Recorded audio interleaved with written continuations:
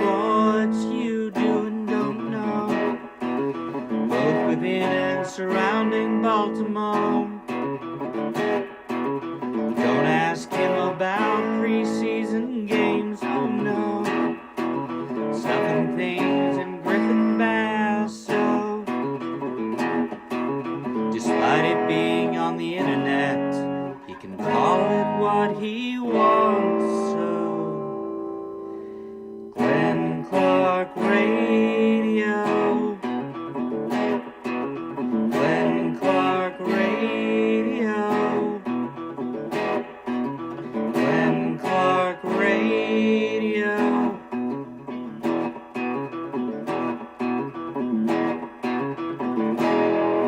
Duke sucks.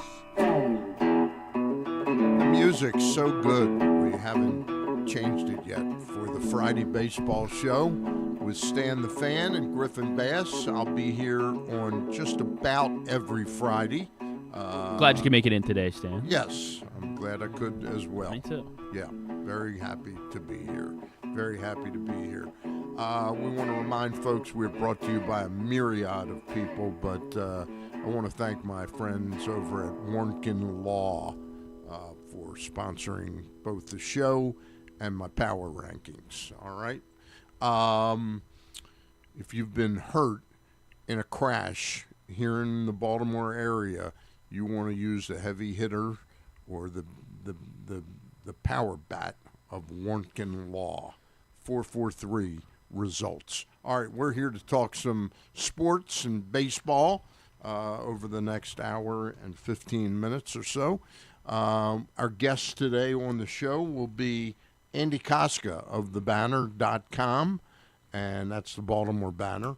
Andy Kostka joins us probably from Pittsburgh, right? Yes, he is. He is up in Pittsburgh. I was able to confirm. And at 11:35, color analyst on TV for the Pirates, Matt Capps, will be on to talk about some of the excitement about the improved Pittsburgh Pirates. Seems that way, yeah. And the fact that they brought up their number one prospect, Konnor Griffin, who's only 19 years old. Griffin Bass. Wow, and that makes me feel old. Yeah, I bet it does. Is he any relation to you? No, Konnor Griffin? Nah. No? Wrong name. Wrong sides of the name. And I tell you're right. Wrong sides of the name. But yeah, he was born in 2006, which is I don't know, blows my mind. That is wow. Okay. Anyway, he will. I was listening to Harold Reynolds last night before the Giants-Mets game. He was on the pregame show with Greg Arminger and Dan Plesac, and they were talking about it. He said there's no question he's going to start at shortstop. So we'll see. I expect him to be in the lineup today starting at shortstop. So that will be a little bit of an issue for Mr. Kyle Bradish, who will pitch for the Orioles today.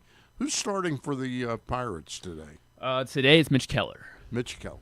We're going to avoid Mr. Skeens in this series. We are. We're going to miss Mr. Skeens, and we're not going to see Bubba Chandler either, I don't think. Wow. Yeah. Okay. Lucky for the Double Orioles. check, yeah. But this is not a walkover series for the Orioles. This is not your recent vintage Pirates. Yeah, right now. Well, actually, they play the White Sox next week, so that could be if they don't win 2 out of 3 at least against the White Sox. And they got Bradish and Rogers both scheduled to throw that series. Okay. So yeah, so good. That should be Good.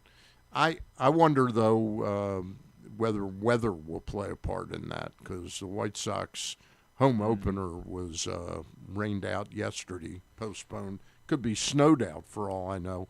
But they will most likely make that up. Maybe they'll play that later in the year, But they'll open, I think, in Chicago today against the Toronto Blue Jays. The Orioles have this series up in Pittsburgh.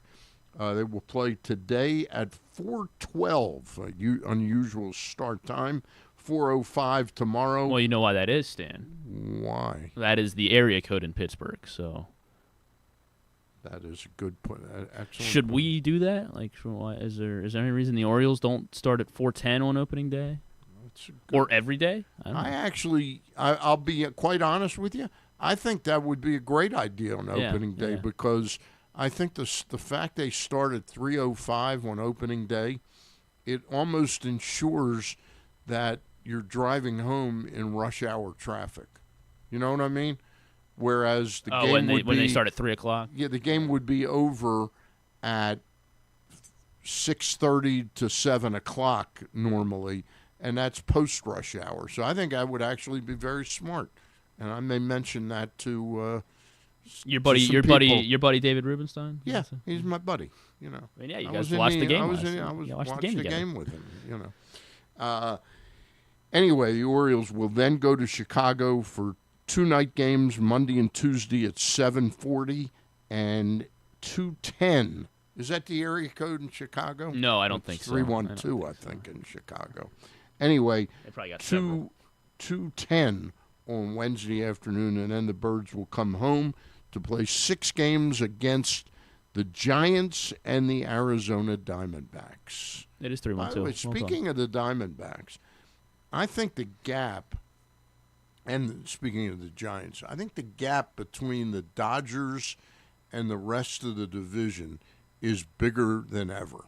I'm not expecting any of the Padres, Giants, or Arizona to make any type of run at the Dodgers. I mean, I expect the Dodgers to be, by June 1st, I think they'll be up by 10 games. Wow, by June 1st. I mean, I guess that's really not that too far out of the realm of possibility. I mean, when we were going over when we were doing our predictions last week, and we were going division by division and picking all the playoff teams, I kind of started feeling the same way. I was like, well, I really like the NL East. Like, I think there's 3 different teams that could win that division. And then I like the Cubs. We all liked the Cubs coming in. And then it was but Milwaukee will still be a solid team. Right, they might win good. Only 85 games. But they have to. They're not going to be as good as they were last year. Right. And Cincinnati with Terry Francona is going to be competitive. They've had 2 big blows to their starting rotation with Hunter Green going down for probably half the season, I think, at least. Yeah. And they lost somebody else. Did they lose Andrew Abbott? Did they lose Abbott? I don't. I might have missed Lodolo. it, but I think you're. I think you're right. Like they're and the Pirates have a real chance to be a factor. They have who we all think is going to be the Cy Young. So that's definitely going to give them a chance every 5th day at the very least. Yeah. It looks like I think Andrew Abbott just had a bad start. I think that's what happened. Okay. Yeah. then maybe it is Lodolo. Lodolo or Lodolo. Lodolo? Yeah, Lodolo. Oh, is that who it was? Yeah, we'll talk about the Reds later. Okay. Yeah. How do you feel about this week after losing the first 2 to Texas? The bats broke out on Wednesday.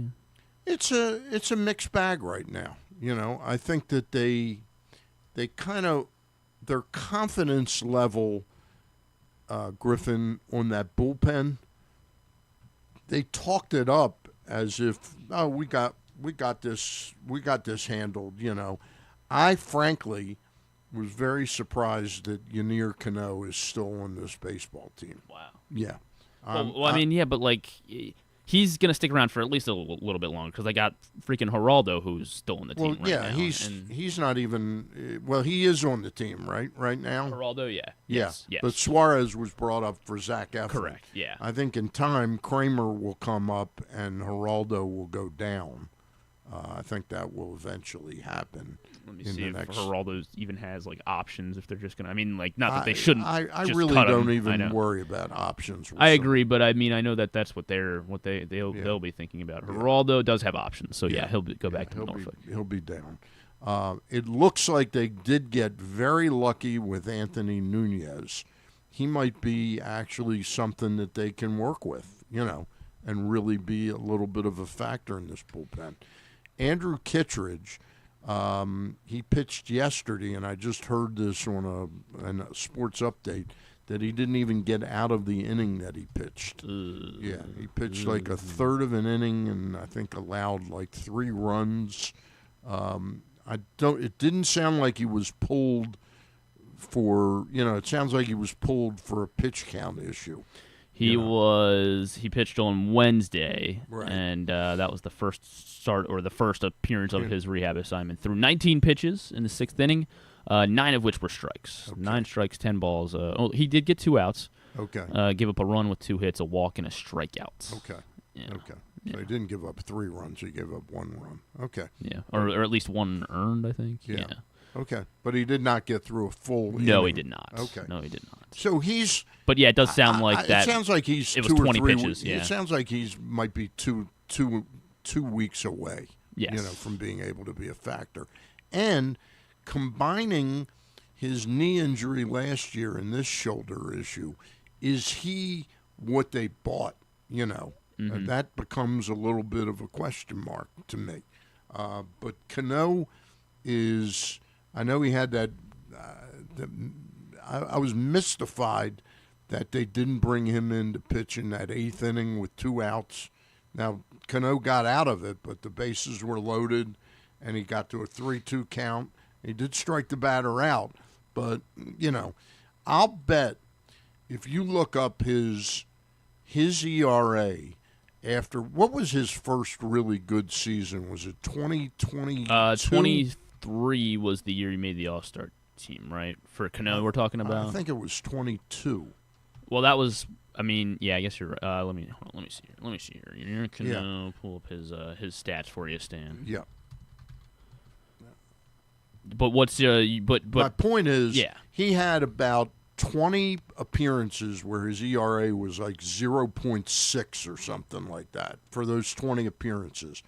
I would bet that he was not good in 22 at all. He was not good at all. So 22 was the year that they traded. him. Yeah. Okay. Yes. 23 was his big year. Correct. I would say, and I did this, I believe, when I wrote a column about 3 months ago. And he was still effective. He was still effective in 24 with a 3.15 ERA. But I would say since those 20 appearances, I'll bet his ERA is in the high 4s. As an Oriole. I mean, as an Oriole, I mean his career ERA is 4.06. Let's see what just his Orioles. He didn't pitch for the Twins. He's only pitched for the Orioles. He pitched. He made 13 apperances for the Twins in 22. Okay. Yeah, and then he made 4 appearances for the. He was awful in 22. Yeah. Yeah. He looked like a real throw-in, and then all of a sudden in 23. He came out of nowhere. His career ERA with Baltimore is 3.71. 3.71. Okay. Yes. So if you and it was 5.12 last year. So if you take those 20 appearances away, if his ERA for the Orioles is 3.7, I think my case is made. He's a very average to below average. Yeah, I mean, he had an ERA of 2.11 in 23, his All-Star year, that breakout year where we were like, wow, where did this come from? And then a 3.15 ERA in 24. So he was still effective. He just wasn't quite as nails as he was. He wasn't as nails, but the second half of that year, he wasn't very good. I think I'm remembering it the same way as well. And then obviously last year was awful. Awful. Awful. But they didn't have any other. They didn't have any other options. So here's my point. They did options. You asked me about the Orioles, what I think of them, and I think if you aspire, if you try and sell the fans on the fact that you're really kind of going for it, you need to do better than Konnor, Konnor, and Geraldo to start the season. That's the point I'm making. Okay. Andy Kostka is going to join us in just a moment, and we'll talk to him about that bullpen. But so far, not greatly disappointed that the Orioles are 3-3. But the series against Texas wasn't great. But you can't micro analyze 6 games. But we will do just that with Andy Kostka of thebanner.com. And Andy joins us now, and I make the point that Andy was a former press box intern. Correct, Andy? That is correct. I learned everything there. Yeah, learned everything from me. Yeah. Andy, thank you for joining us again. Are you in Pittsburgh? I am. Yeah. I am. How's the weather up in Pittsburgh? I think it's nice. Surprisingly hot. Wow. Okay, good. Hot's not bad, but no rain in the forecast in Pittsburgh? Scattered showers. It looks like later this evening could, if the game drags, have some rain impacting it, but shouldn't be an issue if it's a normal game time. Okay. We were just talking. Griffin asked me what I thought of the first, 6 games. And then one area of the team, obviously, that concerns me a little bit is the bullpen. Your thoughts on that bullpen right now? Yeah, I'm always, and I caught the very end of what you were saying. I'm always cognizant to remind, it's been 6 games. A lot of these guys have pitched 2 innings. Yeah. They're about. It's hard to make sweeping statements based on that. However, I tend to, at this stage of a season when sample sizes are really small, I tend to look at FIP and expected FIP. So those are like 2 advanced metrics that fielding independent pitching, basically they take away what the defense does, and it's pretty much only things that a pitcher can control. So home runs, walks, strikeouts, hit batters, and the lower the better.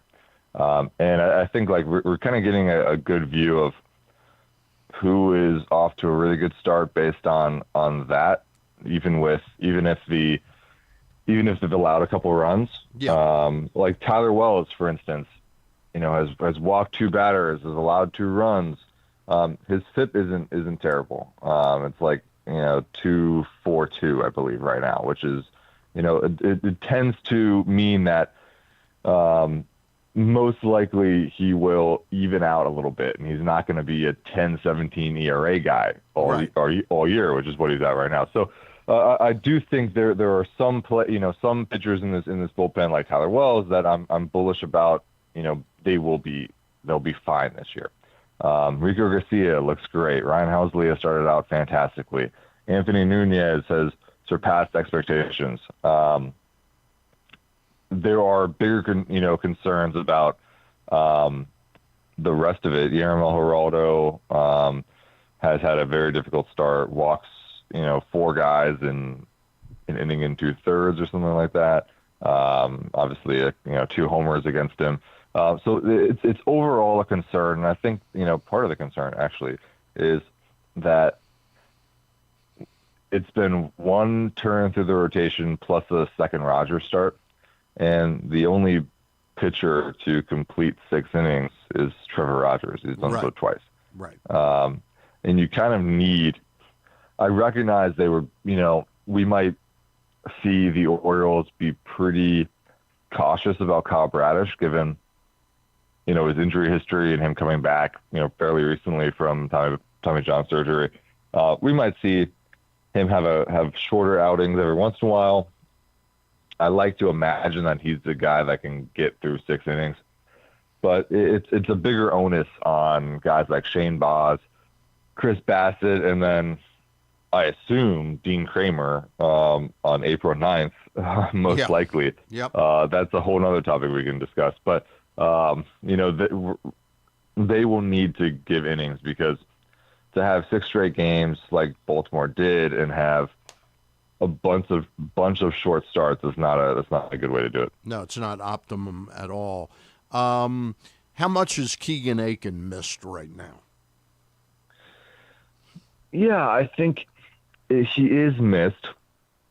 I think the biggest thing with him is that what's kind of funny about his style is that he's better against righties oftentimes than he is against lefties.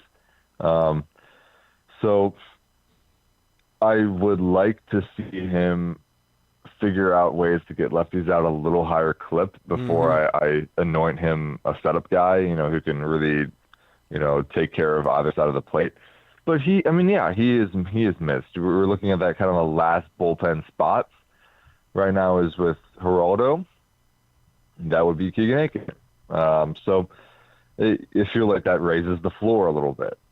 Plus Aiken is a guy that, can pitch 2 innings if you need and give you, give the rest of the bullpen a little bit of a breather as needed. So yeah, I think he is missed. He should be back relatively soon. It doesn't seem like that long term of a groin injury for him. And I guess another piece of that that just kind of throws more of a wrench in this, as we're talking about the pitching staff, is with Zach Eflin exiting early the other night, and obviously that just stinks altogether, and it doesn't seem like there's been any concrete updates. But the fact that he was thrown immediately on the IL is not a great sign. And you mentioned it, that we're probably going to see Kramer here in the next couple days.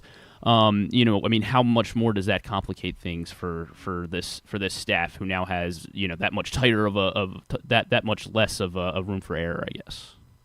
Yeah, it's funny. I kept talking about like all offseason. I was like, wow, this rotation depth is amazing. Right. And it was true. I mean, when everyone was healthy, but that's the nature of the nature of rotation depth, right? Yeah. Is what happens when the first domino falls. And it took 5 games for the first domino to fall. I mean, that's not what I expected, and it's not what most people would have hoped, obviously.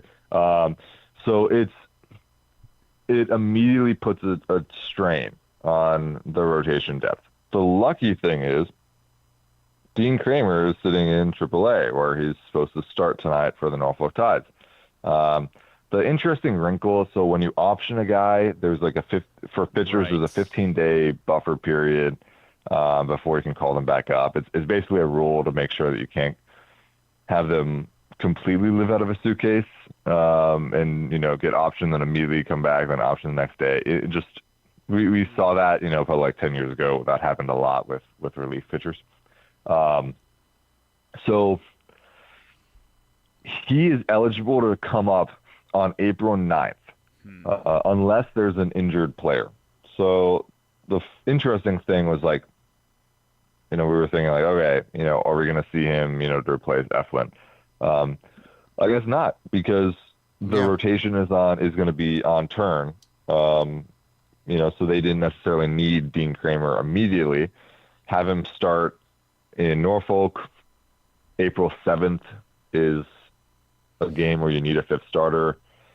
You have Albert Suarez. You can pitch 3 innings, and then you piece together a bullpen outing against the White Sox. And then April 9th or thereabout, you can make a reshuffle of the pitching staff to get not just Dean Kramer up, but, the rest of the optioned pitchers are eligible to come back up that day too. So we should see a pretty big rotation. But just the nature of the rotation definitely takes a hit, because suddenly it's not Dean Kramer, your next guy up. It's Cade Povich and Brandon Young, who are both capable. We've seen them at their best, right? Brandon Young almost threw a perfect game in Houston. I mean, we know what he can do. It's more just the consistency factor we have not seen from either of them. Cade Povich, I think, allowed 4 runs in his first Norfolk Tides game, which again, small sample. But we've seen him, he started a lot of games for this team, and we've seen the ups and downs. So the rotation depth suddenly is a lot worse, which is the nature of losing a guy. And we have not gotten the MRI results yet. He had an MRI this week for Zach Eflin, that is. We should find out today. But the fact that he was immediately put on the injured list and the way everyone has spoken about it, it's not optimistic. So assuming there's no injuries, you expect them to bullpen with Albert Suarez balking one of those days in Chicago. Exactly, unless there's an injury. If there becomes an injury, but if Dean's pitching tonight, then that doesn't necessarily. Well, if Dean's pitching tonight, the 9th is an off day. Right. So they would need somebody. It seems like it might be the opener against the Giants. Right. On Friday the 10th back here in Baltimore. So that might be the. Hey, let me ask you one other thing.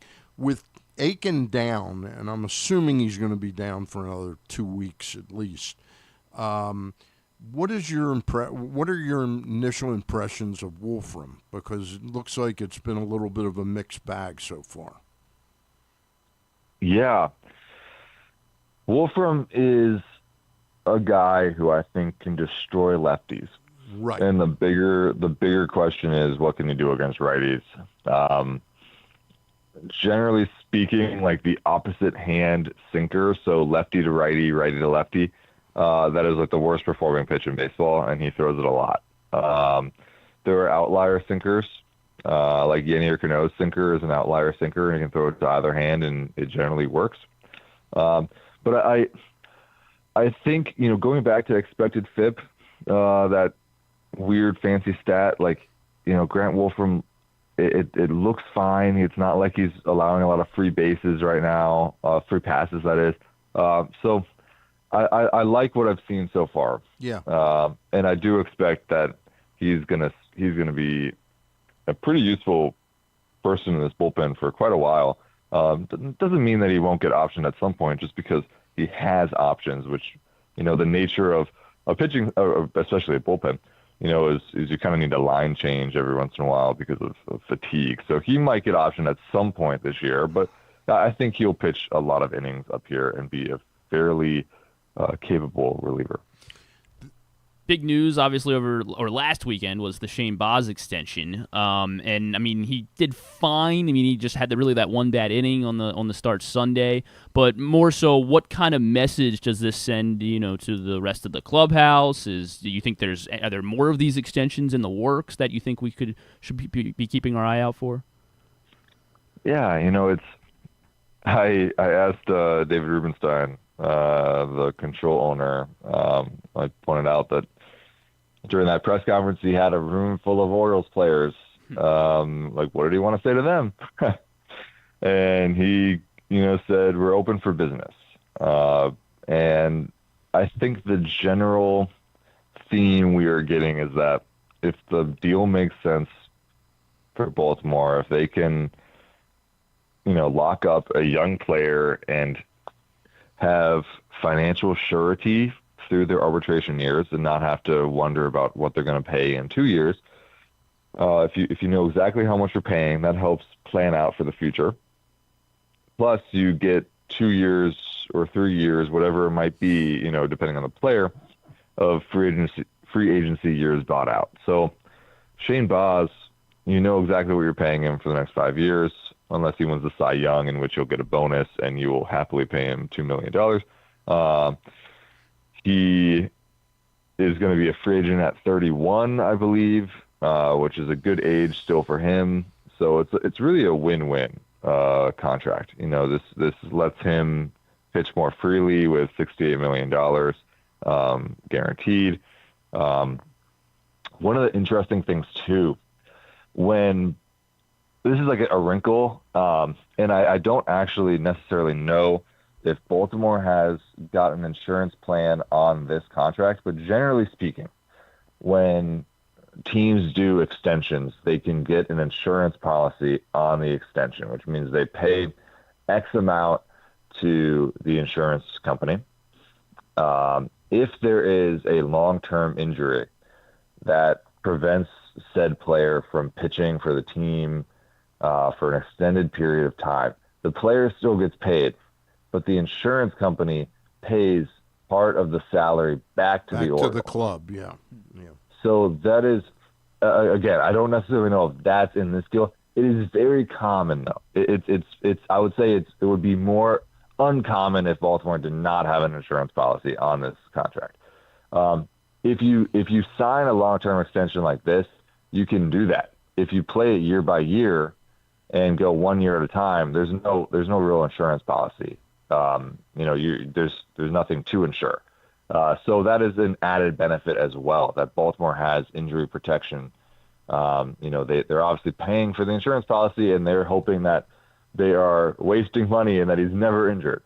But if something happened, an insurance policy like that is a massive benefit to these extensions. So that's just a fun wrinkle. But I do imagine that these are things we will see a little bit more frequently in Baltimore. Let me ask you a question, and I've written about this twice. I wrote it at the end of the season that I thought on Mike Elias's hit list of things to accomplish during the off season. I thought that an extension for Trevor Rogers, seeing that he was 1 year away from free agency, should have been a high priority. I wrote it again as spring training started. and now we see somebody jump ahead of him worthy of an extension who wasn't that close to free agency. I'm a little worried that they're going to allow Trevor to start to get much pricier than need be. And has that already occurred, in your opinion? Yeah, I think it already has occurred. He is we know what he can do when his command is there. Yeah. He's not going to blow people away with stuff, but when he commands his pitches like he did on Wednesday, I think it was Wednesday that he started. Like he's a very, very difficult matchup for most teams. Mm-hmm. And he allowed 2 runs, but those were generally speaking softly hit singles and things against him. That'll happen. He looks like an ace. He did last year. He looks like an ace this year. That can be pricey. He has spoken about his interest in extension talks. I would be surprised if they haven't had some sort of at least knocking on the door to ask, what would work for you guys? I would be surprised if that hasn't already happened. Andy, who's his agent? He is with ISE Baseball. Okay. No, he's with PSI Baseball. Sorry, all the acronyms. Okay, right. Yeah, he's with PSI Baseball. With Dave Matranga is his agent. Okay. So I wouldn't be shocked if, they are both open to doing an extension. It's just more so finding the right time. And you're so, just from Trevor Rogers' perspective here, and I'm not saying this is actually his perspective, but like playing devil's advocate, if you're this close to free agency, even if you're willing to go back to the Orioles, like, wouldn't you just want to hear what other teams say? Sure. And that's the point. The point of the 2 times I wrote about it was that did you want to allow? So you were, in a sense, you were hesitant to really be aggressive after that, and now you're entering that situation where he may be far enough along that he says, I'm just going to play this out unless you blow me away. And your first offer is you don't want to blow people away. You wanted to find that needle to thread where you gave him enough money that he's never earned a lot of money, that he would be really saying, hey, this is $50-60 million is worth it. Now he seems like he could be on the verge of being a $125-140 million type of pitcher. Yeah, I think definitely can be worth quite a bit. He's still on the younger side, hitting free agency at a good age. So, plus lefties, there's very few, lefties that are as dominant as he is. And again, I'm not speaking about velocity, and he's not Tarek Skubal, right? He's not driving 99 in. But when his command is as good as it is, he can just induce so much weak contact. All right. It's great to watch. We're going to leave it at that. Thank you for joining us again, and I'm sure we'll talk to you not too far down the road, Andy. Andy Kostka of the Baltimore Banner, thebanner.com. He does a fantastic job covering the Orioles. Talk to you soon, Andy. All right. We're going to take a timeout right now and pay a few bills on the baseball show with Stan the Fan and Griffin Bass. When we return, color analyst Matt Capps of the Pittsburgh Pirates TV broadcast booth. We'll be right back with him. This is Stan the Fan. You know we talk all the time about our O's stepping up in the big moments, delivering when it matters most. If you've been injured in a car accident anywhere around Baltimore, that's your big moment, and you need someone who delivers. That's why I'm here to tell you about Warnken Injury Lawyers. They fight for Baltimore families every single day. Insurance companies play games. Warnken plays to win. So call 443-RESULTS. That's 443-RESULTS, or go to warnkenlaw.com. 443results.com. When you need results, it's right there in the number, 443-RESULTS.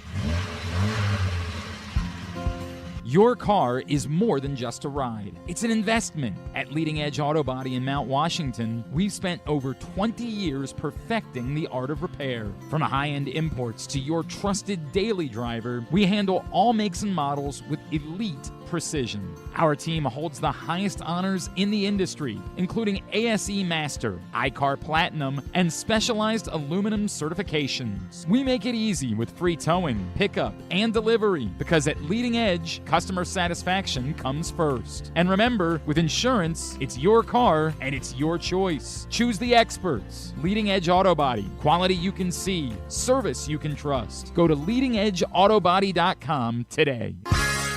The weather's getting cooler, so when you and your family are picking out a place to dine, be it lunch or dinner, let's make it nice and easy. Now, with 2 great locations, the Costas Inn remains your #1 destination. Whether you want to get steamed crabs and the full Costas menu out at the original location at 4100 North Point Boulevard, or sample the complete menu minus the steamed crabs at the new location above the grandstand at the Timonium Racetrack, Costas is your place to go. Check out the website, CostasInn.com, for a look at the menu, and if you want to plan that crab feast, call 410-477-1975. The Costas Inn.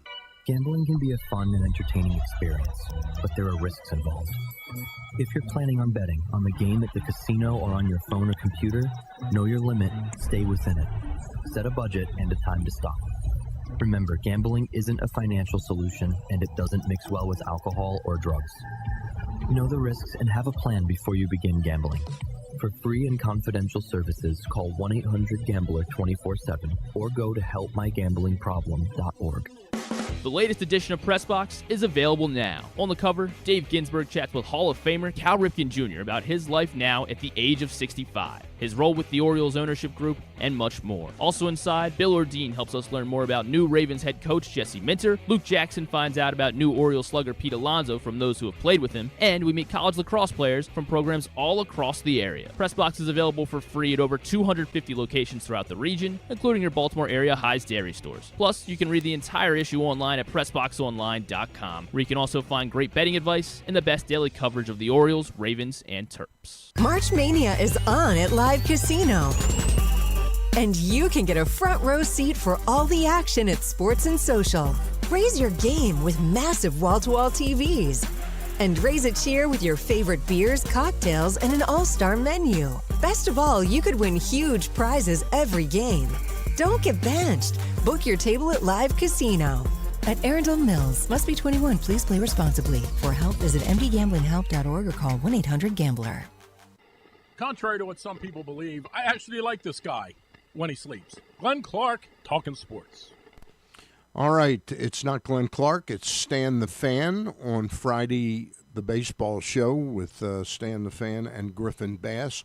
Joining us now is color analyst of the Pittsburgh Pirates TV broadcast booth. He is Matt Capps, and Matt is a former big league pitcher. And Matt, I can honestly say that as a fantasy baseball player, I owned you at one time when it looked like you might grab that closer's job in Minnesota. Oh, yeah? How Well, how exciting is that for you? I don't know if I should be flattered or if I should just start apologizing. I'll have to figure that out. Both are appropriate responses. Okay. Matt, thank you very much for joining us this morning. This is a really pretty exciting time for the Pittsburgh Pirates and their fans, isn't it?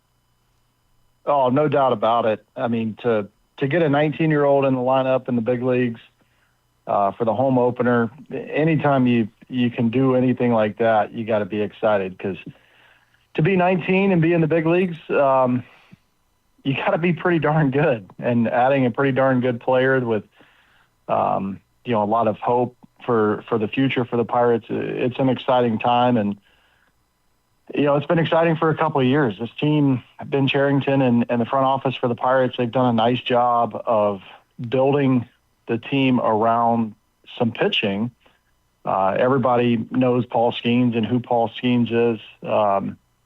but it's the other guys that are around him with the depth there that makes it so impressive. Braxton Ashcraft looked pretty good in his debut. He's got incredible stuff. Got hurt in the minor leagues a couple of years ago, and there was a question mark around him with his health and the ability for this stuff to come back and be in the strike zone. And, he's answered those concerns and looks really good. Carmen Mlodzinski getting an opportunity to start. I thought Carmen was going to be a reliever, and that was the opportunity the last couple of years for him in the big leagues was to be coming out of the bullpen. But, he was open about wanting to start and the opportunity to start, and he's made some nice adjustments to be able to get that opportunity to start ball games.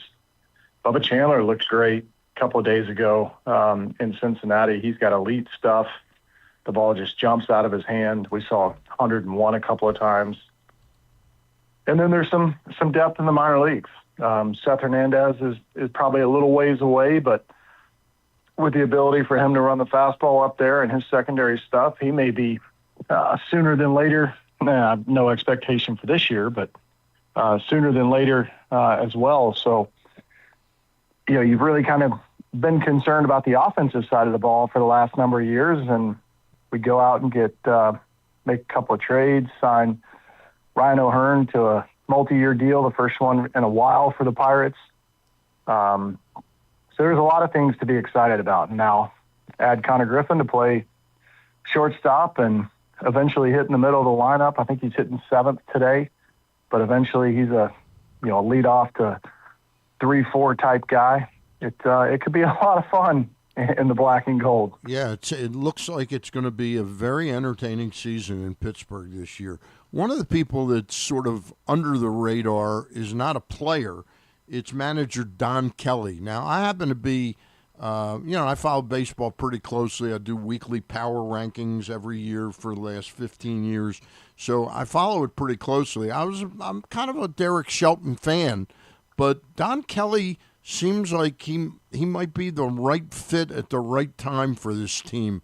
What do you like about him as a major league manager?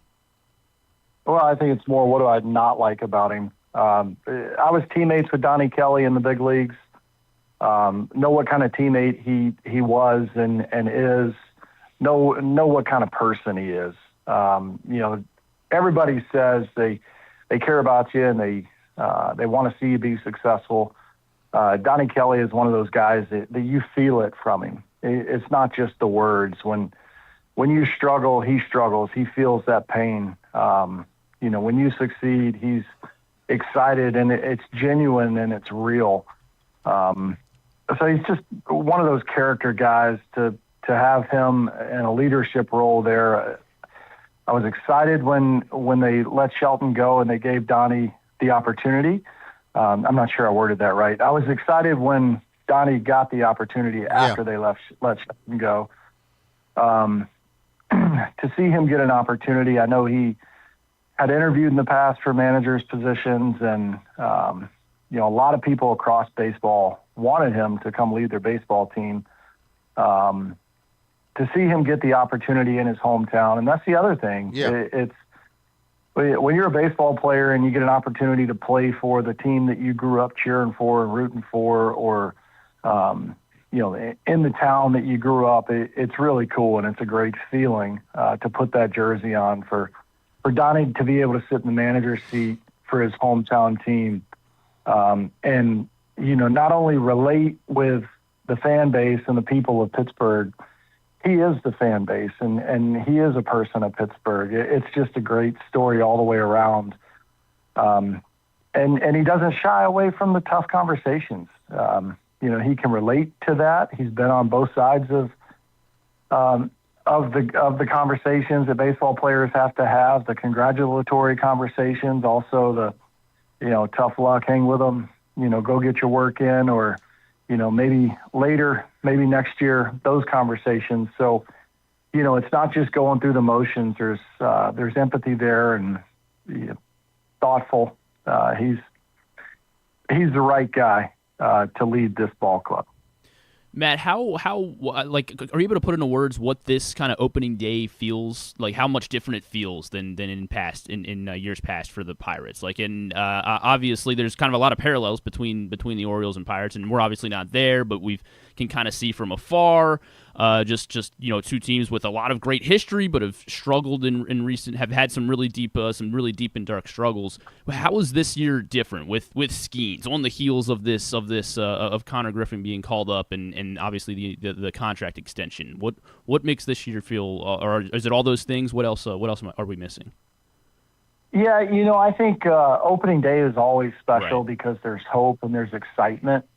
I said in spring training, talking to a couple of my colleagues, Joe Block and Greg Brown and Kevin Young and John Wayner, we talk every year about hope and opportunity and things like that. This year, there's a genuine feel to it. Like it doesn't feel like hope as much as it feels like expectation, which is really cool. A lot of years you sit there and you go, all right, this needs to go right, that needs to go right, this needs to happen, and then, we need a stroke of luck here and maybe we'll be in the run of it.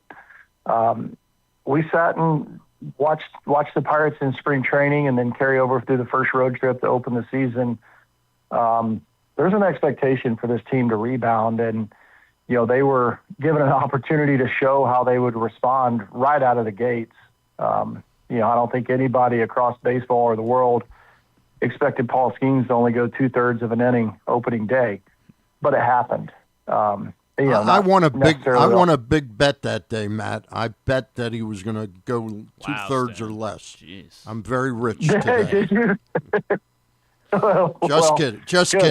Just kidding. Good. Lunch is on you then. Okay. So but they responded, and again, that's that no panic from leadership, from Donnie Kelly, the on-field leadership. The thing that impressed me the most about opening day was Paul Skeens came off the mound after DK went out and got him, and he never left the dugout. He was right there on the front row, cheering on his teammates. He was there. He sent a message. We're here. We're going to have these days. And you know what? We're not going to hide from it. He came out of the shower and 30 reporters and TV cameras in front of his locker, and he stood there and he answered questions. It wasn't his day. It wasn't the team's day, but all the way through the team fought. We jumped ahead to a quick 2-0 lead in the top of the first inning, and you're like, okay, Skeens is on the mound 2-0. Like the Pirates are going to win opening day here in New York. And that obviously didn't happen. They put up 5 in the bottom of the 5th, and then we battled back. We ended up scoring 7 runs on opening day. And I think in years past, we wouldn't have seen that kind of fight through the end of the ball game like what we saw from the Pirates. And, we split that road trip 3-3 against 2 pretty good teams. The Mets arguably, or not, I shouldn't say arguably, or a lot of predictions to win the National League East. They're a really good ball club with a really good lineup. And the Reds are a good team too. I know Hunter Green got hurt, and he's out for the first half of the season, but they've got a good ball club. So going 3-3 on that road trip, you look at those games, we very easily could have been 6-0 in that trip. We also very easily could have been 1-5. But this team's got some grit to them that hasn't been there the last couple of years, some fight, and the offense. Again, I talked about all the guys pitching. O'Hearn, Lau, great additions. Jake Mangum, when he's in there, he's a fun guy to watch play. He gets after it. The guys that have been there, of O'Neal Cruz, showed some big power in Cincinnati and kind of came to life a little bit offensively. He had the nightmare first inning defensively on opening day, but responded, has put the work in. And I think in years past, we would have seen that collapse on opening day, and it would have been like, it would have taken 2 weeks to recover. And they didn't do that. They came out, they fought the game 2, won game 3, went into Cincinnati and took 2 or 3. They responded, and that's, I grew up in Atlanta, a Braves fan, and Bobby Cox longtime Braves manager. I remember hearing him saying a lot. Winning streaks are only as good as tomorrow's starter. Losing streaks only as threatening as tomorrow's starter. And that's what the Pirates have. Anytime any of the 5 guys in that rotation take the mound, you feel like you have a good chance to win, without having to score 8 or 9 runs. Matt, just a couple more questions. One of the players you haven't mentioned yet was a guy I was kind of interested for the Orioles to sign before I realized they were going to really spend real dollars this year, was Marcell Ozuna. And also the limitations, because he is pretty much now only a DH. He hasn't played the outfield for a couple of years. What have you seen from him through the spring and the first 6 games? So nothing on the field that jumps out. Yeah. We're a week in. I think he's 1 for 19. Oh, geez. Okay. He hasn't had a great start performance-wise, and his base hit was just a single. But I can live with it because of the guys that are around him and the impact that he has everywhere else. O'Neal Cruz has been in his back pocket pretty much every time I've seen one, I've seen the other. Mm-hmm. I think there's a ton of value in that kind of leadership. And again, going back to the sense of panic that has been there for a couple of years. Marcel's not panicking at all. He's in a 1 for 19 stretch. If this would have happened, that stretch happens in June, July, or August, nobody even notices. But the fact that it happens opening week, there's a lot of people that look up at the scoreboard and they see, 056 or whatever it is at the batting average and would panic and start pressing. And Marcel's been around long enough to understand that's not, there's no cause for that. So that calming leadership presence that he has, and also opposing pitchers know with him in the cleanup spot, Brian Reynolds may get a couple extra pitches to hit because they don't want to face Ozuna with a walk in front of him. So there's a lot of other benefit other than the batting average you see on the scoreboard, having a guy like Marcell in there. Matt, I was going to try to tie something back to the Orioles just a little bit, but as a guy who's closed out games in the big leagues, how important is it to have a shutdown guy that you can trust in the back end of the bullpen? Or when the Orioles had Felix Bautista, they won 101 games, and they didn't have a closer for 2 years, and it was a little shaky. And then on opening day, Hell's Bell starts playing, and Ryan Helsley trots out, and it just felt like a complete different vibe change for the Orioles here, even though it's only been 6 games. But how important is it to have a lockdown guy at the back end of the bullpen? Well, from a closer's perspective, extremely important. Yeah. I do think there's value there. It helps everybody else kind of relax. The starter feels good about the 7th inning guy or the 8th inning guy, doing their job and kind of bridging the gap. So they feel like if they can give 5 or 6 strong innings, they've got a chance to win.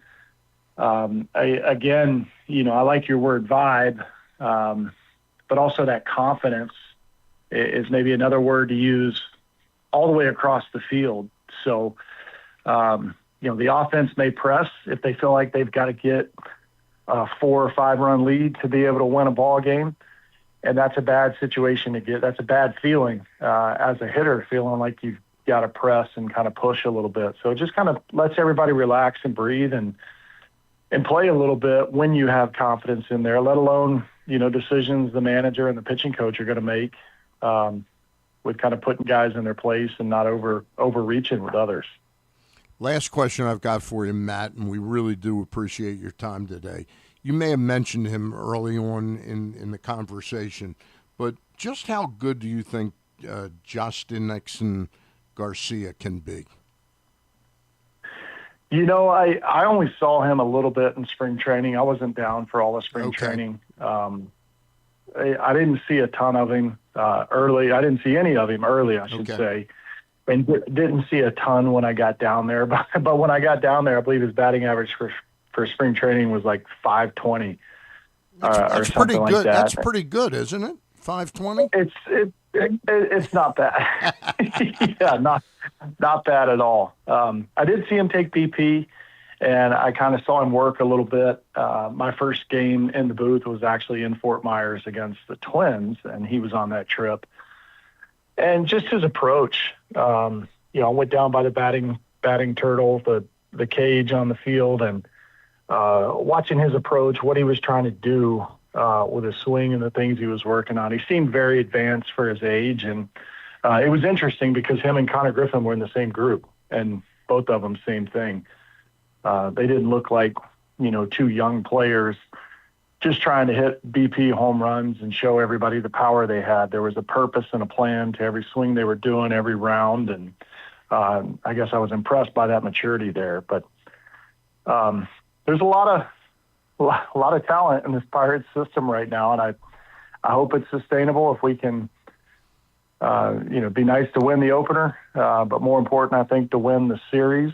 And that seems to be the message coming in. Like, we're going to have some highs and lows. Let's focus on series, win the 2 out of 3, split the 4-game series. And if we can do that throughout the course of the season, I think come September, we're going to look up and be real happy with where we are. All right. Matt Capps, a member of the Pittsburgh Pirates television broadcast crew, color analyst for the Pirates. We really appreciate your time today. You got it. Glad to be on. All right. Thank you. We're going to take another timeout, and when we get back, we'll take a look at both this week in the rest of baseball, and we'll take a look at Stan the Fan's MLB Power Rankings. Right now, before we do that, we should shout out countysports.zone, Stan, of course. We're just the place to go for all the latest news and stats and standings for all the high school sports in the area. So go to countysports.zone, powered by biotoyota.com. All right. Sounds good. We'll be back right on the other side of these messages. March Mania is on at Live Casino. And you can get a front row seat for all the action at Sports and Social. Raise your game with massive wall-to-wall TVs. And raise a cheer with your favorite beers, cocktails, and an all-star menu. Best of all, you could win huge prizes every game.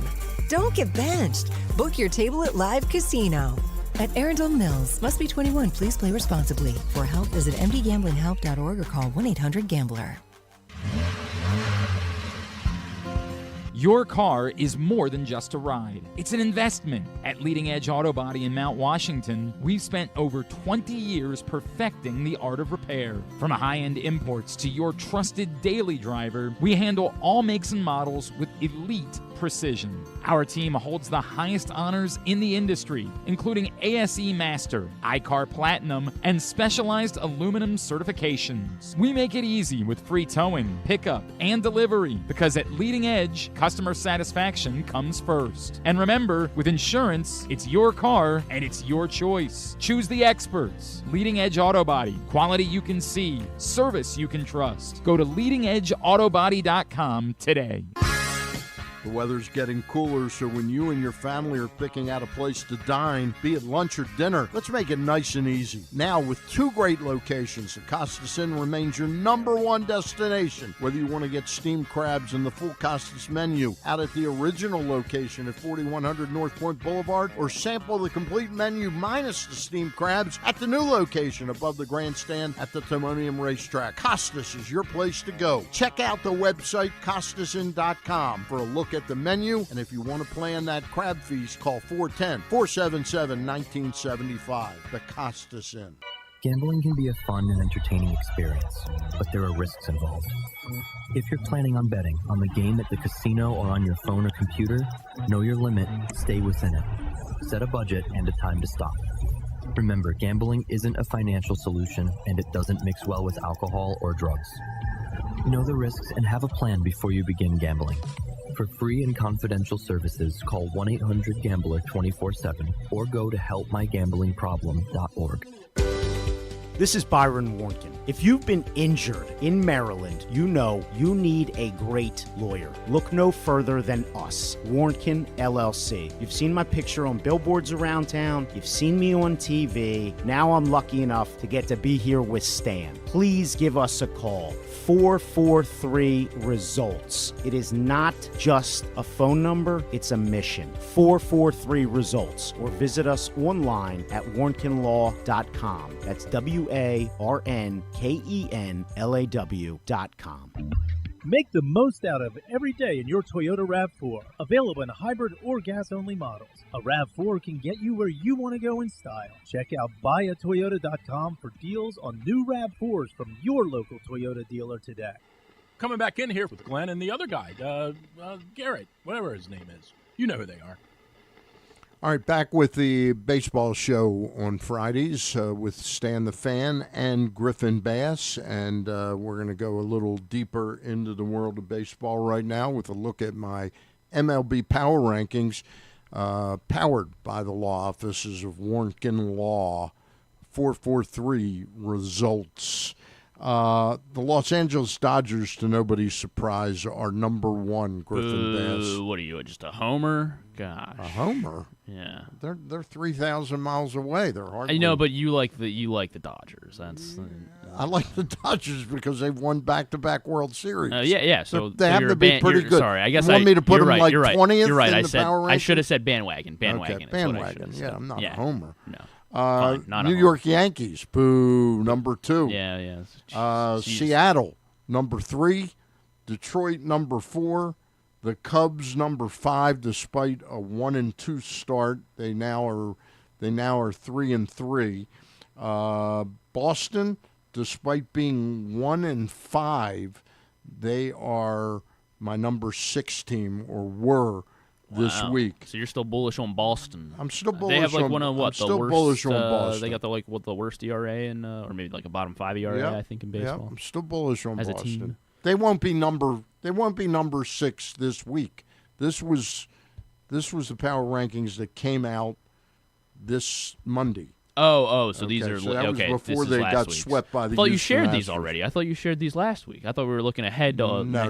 You gotta see the 3 games. No. There were slight changes since last week. Okay, so then should I be? So I should. So we will see some changes. The Red Sox are going to drop. Definitely. Okay. Unless they go like 3-0 and New win York 27-0. New York Mets are number 7, or were number 7. They've now lost 3 in a row. They are 2-4, or 3-4. So they will probably not be number 7. Orioles are hanging in there at number 8. Toronto is number 9, and the Phillies are number 10. Milwaukee, Atlanta, Kansas City, Houston, and Texas, with Pittsburgh number 16. And I'll leave it at that. Where do you have the Nats at? Are you inspired by the Nats? No, I'm not inspired at all by the Nats. They scored like 13 runs on the whatchamacallit, the Phillies. I know. I know. Yeah. Nats are 27th. Okay. Nats so are not inspired whatsoever. And they are 2-3 for the season. I mean, right now What about the Marlins? Did you say the Marlins? The Marlins are number 19. All right, they're gonna move up though, right? The Marlins they're 5-1. Yeah. So chances are they'll be a little maybe a good ball club. Chances are they'll be a little higher than 19. But remember, there's a lot of good teams in between. Houston will definitely move up. They're 5-2. So those new power rankings come out every Monday during the baseball What season. also happens every Monday during the baseball season, Stan? The 5 o'clock baseball chat with Ross Grimsley and Luke Jackson. Just those two? And yours truly, Stan the Fan. Yeah, nice. And those will be every Monday? And those are 5 o'clock on most Mondays.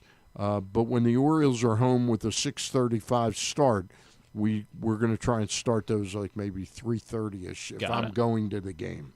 Got it. Okay. Got it. And that'll be on Pressbox Facebook, Pressbox YouTube. Those are the best ways to find those. All right. Sounds good. All right, Thanks. what's next? I think we're going to go ahead and take a lap around the rest of baseball, Stan, with This Week in the Rest of Baseball. Have you ever thought of taking a cruise to these wonderful destinations with sunny skies and beautiful beaches?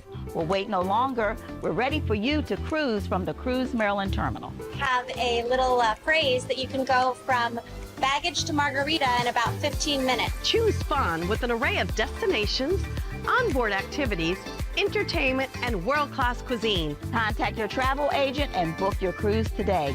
Let your adventure begin. This week In the rest of baseball.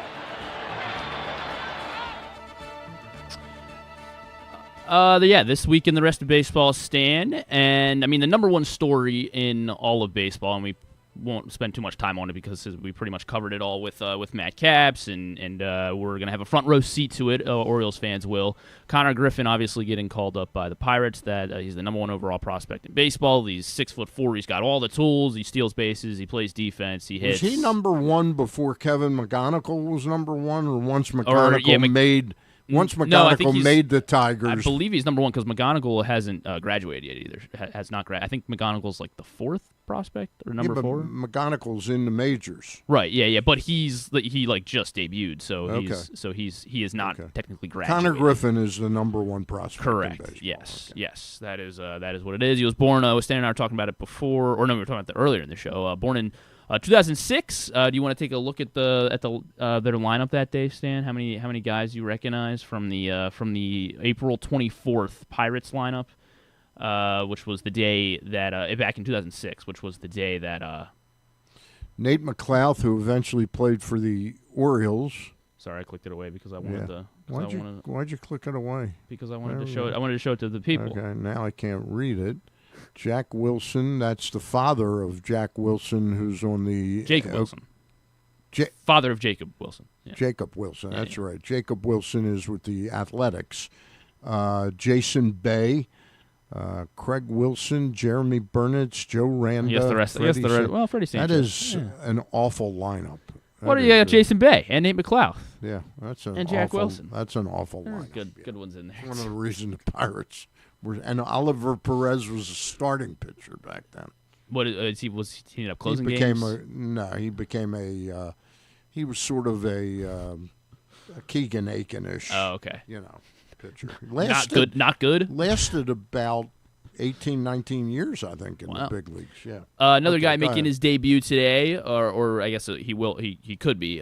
He's a reliever for the Red Sox. Tyler Uberstein has been called up by the Red Sox. You know anything about him, Stan? No. He was cut by his college club baseball team. He went to USC, Southern Cal.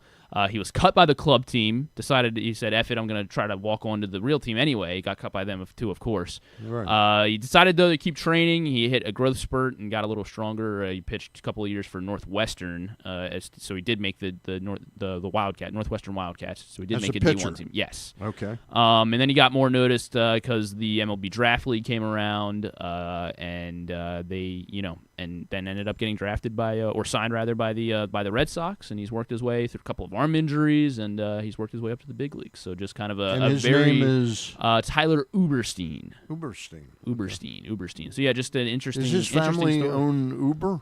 No, I don't think so. No, I don't think so. Okay. I could be wrong. I didn't do that deep research. Dive. I just wanted to see what his story was, what all his stops were. I think they do. I think they own Uber. You do? All right. Yeah. I'm not gonna swear by that, but I'm not gonna be. I guess I can't say I'm shocked if it is the case. But yeah, he'll likely start in the bullpen. But they said he has starter capabilities. But yeah, he'll go from being cut by a club baseball team to making the majors. That's the Tyler Uberstein story. So, Stan, did you watch Sunday Night Baseball last Sunday? The debut on NBC. I'm hoping refresh my memory. Who was the game? It was Seattle and Cleveland. Cleveland, yeah, I did watch. What did you think? What did you make of the broadcast of the NBC? Jason Benetti, the new head. Well, Benetti is fantastic. Right. Who was he? I know Adam Ottavino was the one that was like out in the bullpen or something like right. that. I think they were taking They're taking an analyst from both teams. So it was Ryan Roland Smith, I think, from Seattle, and then Rick Manning. Yeah, Rick Manning, yes, it was. former center fielder with Cleveland, He's in their radio booth, I think, Rick Manning. He might be on TV with Cleveland. Okay. Was there anything that stuck out? Did you like it? Did you not like it? Kind of. I love Benetti.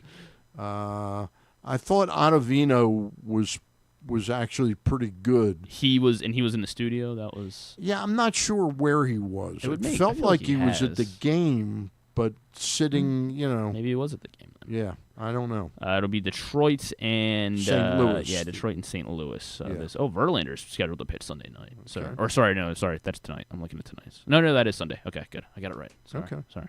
Verlander's scheduled to pitch Sunday night. So, I get nothing. I didn't pay too much attention because the Duke had just lost to UConn, so I was planning on watching the game. Staggering loss there. Yes. The Mariners debuted their Seattle Steelhead throwbacks. Did you like the Mariners uniforms on Sunday? They're going to be doing that every Sunday or every home game Sunday. Yeah. Apparently, the Seattle Steelheads ode to nice. ode to the Negro Leagues. Yeah.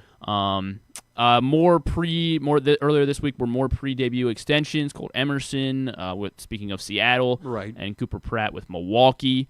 Do you think? So Buster Olney said earlier this week he kind of expects there might be more of these deals that will continue to trickle in, with teams believing that that a salary cap may be instituted come December, and they're hoping that all these deals will get grandfathered in and hopefully won't hinder them too much against the cap. Do you think that is? Do you agree with that? It sure looks like there's a trend right now to try and lock some people up. Are the Orioles too far behind? Clearly all of their guys are in the majors now that we've been most excited about. Like, is it? Nate George, I guess, will be the next one that seems like everyone's hot and bothered about. Yeah, but you can't sign him today. Nate George today doesn't make a lot of sense. Where's he starting this season? I think he's in Double A, or is he still in Single A? He might be at Single A. But Single A now. Am I right? Is it Frederick? Correct. Okay. Correct. Or High A. Yeah. That'll be that. Where? High A. Well, that's because they have two. High A. Yeah. Right. Yeah. But Aberdeen is not an affiliated team anymore. Correct. Right. Unfortunately, no. Yeah. I guess you bring baseball back to Frederick, so that's good. But just. It's good news for that town. It is. Yeah. It is. Is it just the Orioles just kind of unfortunately were too their prospects, just given where they were as a team, like Adley and Gunnar were obviously just too ahead of schedule. It takes ahead of this schedule where this became the norm. But it also takes for two to tango, and right. And with the case of Gunnar Henderson, you're dealing, and Jordan Westburg. I guess my point being, back in 22 and 23, no one was doing any of these deals because they did get it done with Pasayo, to their credit. I'm tremendously excited about these extensions. In other words, when you're giving players, would you really like to have Adley Rutschman now on a 6-year? $88 million contract right now? Does he look like the type of player? Not necessarily. But I guess you would know that you have him secured and locked in, and you know that you can commit to trying to fix him. You might have a total bust, But you can commit to trying. You can commit to fixing him, and he still has number one overall prospect,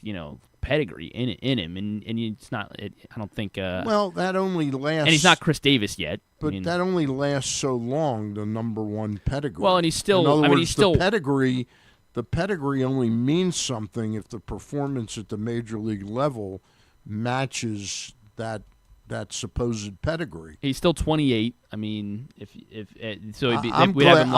very glad we don't have Adley. Yeah, but what if? Okay, let's say they had done this for Gunnar as well, then. Though, so you have Adley Gunnar. And Gunnar. I would love to have on an $88 or $90 million contract. Right. So I think that's no way the point. That Gunnar is that 2 years ago would have gotten more money than Rutschman. 2 years ago. In other words. Well, I'm talking almost like 3 or 4 years ago. Well, I'm not a huge fan of these locking these guys in. We'll see. Jackson Churio. Everyone likes Jackson Churio a lot. Yeah. He started on the IL, I believe. We'll see. I guess you're right. We'll have to continue to see how they play out. Corbin Carroll. That one seems like it's a good deal for Arizona. Yeah. And he had a down year. But they also didn't do it when he was in the minor leagues, did they? For Carroll, I believe he was the same. He wasn't the same. I think he was like the similar track that Gunnar was on, where he came up in September, and then they signed him before the following year, with Corbin Carroll. But, yeah, I mean, so anyway, that's the trend that we are seeing, whether you like it or not, Stan. Yeah, That's the I trend. expect there will be more signings like this. Next up, Stan, we'll go with Ohtani. Look at a lot of good pitching performances this week. Ohtani in his season debut on the mound, 6 scoreless for the Dodgers, pitching through the rain in L.A. Tuesday night. Andrew Painter looked great in his debut with the Phillies earlier this week, struck out 8 over 5 innings. And what other pitch? Oh, Sandy Alcantara had a complete game shutout. Looks like that's one game, but is he back? Is he Sandy again? Looks like a very interesting pitcher. A Maddox for Sandy Alcantara. Cam Schlittler looks pretty good as well, unfortunately, for the Yankees. Yep. 3 hits allowed over his 2 starts, totaling just 11 2/3 innings. So, that's, pitching looks pretty good. And I guess not all the pitchers look good. Eovaldi struggled, obviously. The Orioles saw that firsthand. ABS continues to dominate the headlines. Orioles had the first game-ending challenge on Wednesday, Stan. What did it feel like to be part of history? I wasn't at the game. No, I wasn't part of history. I can't believe I set that up for. I should have known. No, I wasn't there. Chase DeLauder it looks really good. He fouled a ball off his foot though earlier this week, so he hasn't played. Big question with Chase DeLauder is he's been injured the past couple of years. Oh, really? So it's been a thing. Yeah, so it's been of course, it's a freak. It's a freak accident. A freak accident. But yeah, 4 homers for the first 3 games for Chase DeLauder, and he looked pretty good. We had some Oriole crime last night in Arizona. Jorge Mateo hit a home run for the Braves off of Arizona Diamondbacks pitcher James McCann. Okay. They were I down. thought it was going to be Cade Stroud. What, the Oh, final no. was Cade Stroud- 17-2? Yeah. So Did Cade Stroud, is he even on the team? No, now? he's on. They optioned him. He optioned him, so he can't come That up looks to like a pretty good to trade Andy's. right To what Andy Kostka was saying, he cannot come up until April, unless there's an injury, I guess, until April 9th. Right. But yeah, James McCann was mop up duty for the Diamondbacks since they were down by like 10 in the 8th or 9th inning, and Jorge Mateo took him yard. So there you go. Good for Jorge. Yeah. Hip hip. Hooray. Jorge. Yeah. Hip hip Jorge. Hip, hip, hip. I think that's what I got, Stan. Well, did you mention the fact that the Washington Nationals have announced? Since we have so many Washington-based, who gets Fox 5 around us, though? I don't know how many of our listeners are getting Fox 5. I don't know how many, but the big news is that Fox 5 in Washington is teaming up with the Washington Nationals to broadcast 10 games over the air. Free over the air on select Friday nights this season. That's very interesting. So it'll be about 10 games. I guess it's better than nothing if you're trying to get Nats fans. Yeah. Now, are we able to get Nats games here anywhere? No, I think you need. I don't know. I have no clue. Stan, I gotta plead ignorance. I have no clue how it works. Do you know if you have Comcast, Xfinity? Do you know we've lost ABC? Really? Yeah. Well, that sucks. Yeah, Channel 2 is no longer on. Is that going to be like a temporary? Like, is that just a thing where they're hey, everyone go to this website and complain? They didn't reach an agreement with Scripps, ABC and Scripps. Well, that happened in November or October. It happened for a couple weeks with ESPN and ABC as well, where YouTube TV did not have. Yeah, they lost ESPN for about 3 weeks. It felt like it was the longest 3 weeks of my life, I think. Yeah. But this is interesting. I watch David Muir on the news. I like to catch a little bit of Jimmy Kimmel, and there's some ABC shows I've liked over the years, including, now that I think about it, that means that American Idol is coming down to the last 4 weeks or so. Is not going to be. Do you have Hulu, Stan? I think if you have, I think you can watch it on. Yeah, Hulu. You might have to wait until Tuesday morning, but I think if you have Hulu, you should be able to watch. You should be able to watch American Idol. So I can watch Monday night's news like David. Yeah, Muir you can watch it Tuesday morning. Tuesday morning. Yeah. There you go. There you go. That's great. That's great. It's not all bad. Not all bad for you. All right. Do you have your tickets booked? Do you have your trip booked already for the final week of September?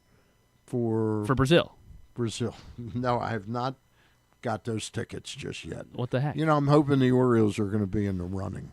Well, I mean, yeah, but they'll that'll have a game. be what, week 3 of the Ravens season? Yes. Roughly? So that'll be September 27th is what Glenn and I decided. So the Orioles will be in New York for the final day of I'm the going season. to be paying more attention to the Orioles. Well, it might be Sunday Night Baseball or Sunday Night Football, maybe.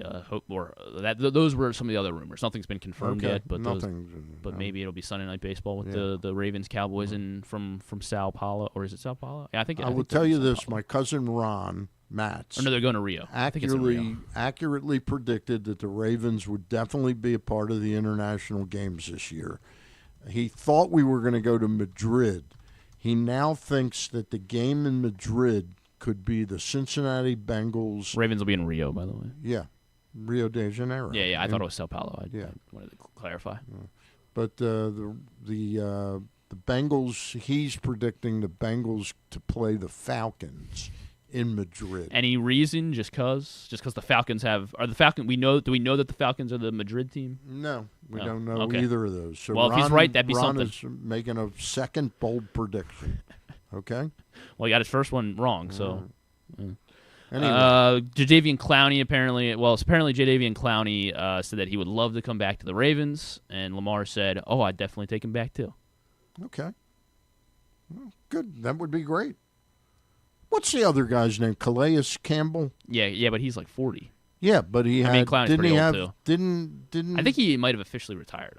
No, he did not. He did retire. not. No, All right. He said he would come back to the Ravens. Yeah, I mean, he might be an interesting one-year guy for the Ravens. You know, he's not a three-down guy, but he can get some sacks, put some pressure on the quarterback. Where did he play last year? Did he play for Jacksonville last Campbell? year? No, Arizona. Arizona. Yeah. And what kind of season did he have? Let's see. What did Calais Campbell have? What kind of season did Calais Campbell have last year with the Arizona Cardinals?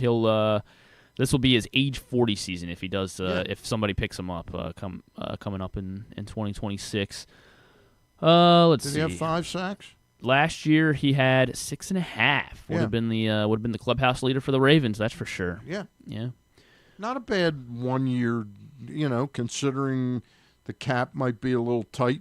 You know, if you bring in another young buck that can get after the passer.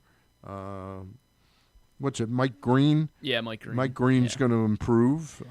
Trey Hendrickson, of course, is going to be there. Yeah. But the Ravens have some work to do. My sense with the Clowney, I guess I'd take Clowney too as well. My sense with the Clowney thing was just he was getting interviewed by like Aaron Wilson. It was a very weird, grainy video but he was just like, yeah, I love my time in Baltimore. I'd be happy to go back, which I think he would say about 32 teams right now, because he wants a job. But yeah, I mean, sure, why not? I guess if Clowney would be, Clowney. I'd be more interested in Clowney than Campbell, but Campbell would probably be a little less money. Right. He signed last year. Was a 1 year, $5.5 million contract with Arizona. That's pretty much what you'd have to pay him again this year. And then finally, Stan, the real reason everyone tuned in today and are hopefully sticking it out. What's Final Four predictions? Break down. Can you break down both games? Can you break down? Actually, can you break down playing who? Illinois is playing Connecticut. Yes. And what's the other game? Arizona, Michigan. Arizona, Michigan. That is the game I think that will get the national championship from. Going out on a limb there. Yeah. So you're not even going to watch the UConn Illinois game then? Because no, I'll watch them. Okay. How about your women's picks? The women's Final Four starts tonight. Haven't followed the women's Phoenix at all. UConn's undefeated, and they are playing. They're playing South Carolina tonight in the first game. That's a good game. And then it's all 1 seeds. But yeah, they're all going to be great. What time's that game? 7 on ESPN. It's not on ABC. ESPN, yeah. Okay. So no, ESPN. Okay. You still have ESPN? All right. Yeah, good, still have good. ESPN. The ABC second is game's off. Texas UCLA is the second game. Yeah. 1-loss UCLA taking on Texas.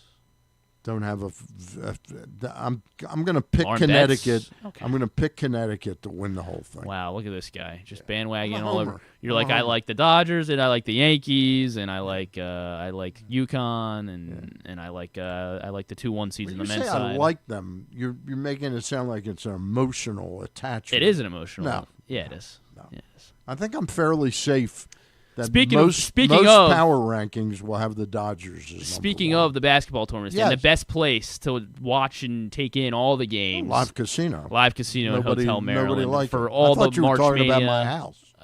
Well, I guess that would be second best if for some reason you can't make it out. I mean, you can make it out to Live Casino in Hotel Maryland. Sports and Social, best place, the 40-foot screen.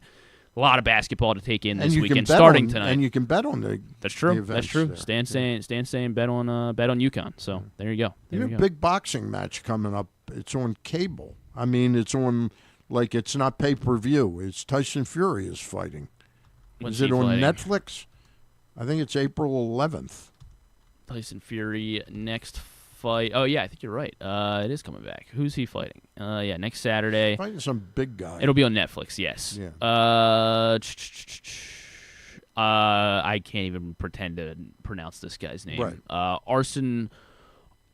Arslanbek Makhmudov. That sounds perfect to me. This could be if Fury loses. Hasn't fought in a year and a half. If Fury loses, it could be Fury's last fight. I mean, I feel like we said that for the last 3 years. Yeah. But yeah, I mean, he hasn't fought in a year and a half, and he's old now. He's gotten killed by Alexander Usyk the last couple times. I've never heard of Makhmudov, so maybe they are trying to throw him a bone here. But yeah, we'll see. We'll see. All right. Good luck to Tyson Fury maybe next week. Do we have any tubular?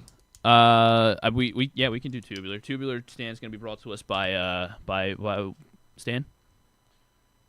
By the issue of Press Box, Yeah. the February issue of Press Box. There's a few of them still on the stands and at your street boxes and in your racks around over 400 locations around town. I mean, I mentioned all the big ones, obviously. Kyle Bradish, Mitch Keller is going to be the pitching matchup 4-12, as we discussed earlier. You can catch it on Masson.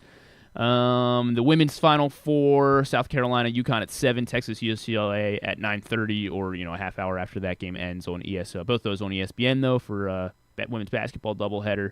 Shane Boz versus Carmen Mlodzinski on tomorrow on Masson at 4:05. Ohio State, Maryland lacrosse at 6 o'clock on Big Ten Network. And all the other lacrosse. Towson, Monmouth play at noon on Monumental tomorrow. And, all the other lacrosse, ton of lacrosse. You can go check that out at glennclarkradio.com. The Final Four will be on TBS. Is that right? Yeah, CBS. I guess, it'll be on TBS, not CBS. But you get Illinois, UConn at 6:09, Michigan, Arizona at 8:49. And those two games are going to be on TBS. Where Correct. will the final game be? It'll be on CBS Sunday night or Monday night. CBS. Yes, Okay. CBS Monday night. The women's championship game will be on ABC. Sorry, Stan. Okay. You're gonna have to go to Live Casino to check it out. Yeah. The women's championship, the NCAA women's championship, will be at 3:30 on Sunday on ABC. So everyone's. How was Pesach, by the way? It was good. Got a good Seder. While everyone else is eating Easter, having Easter dinner, they can watch the women's championship at 3:30 on ABC.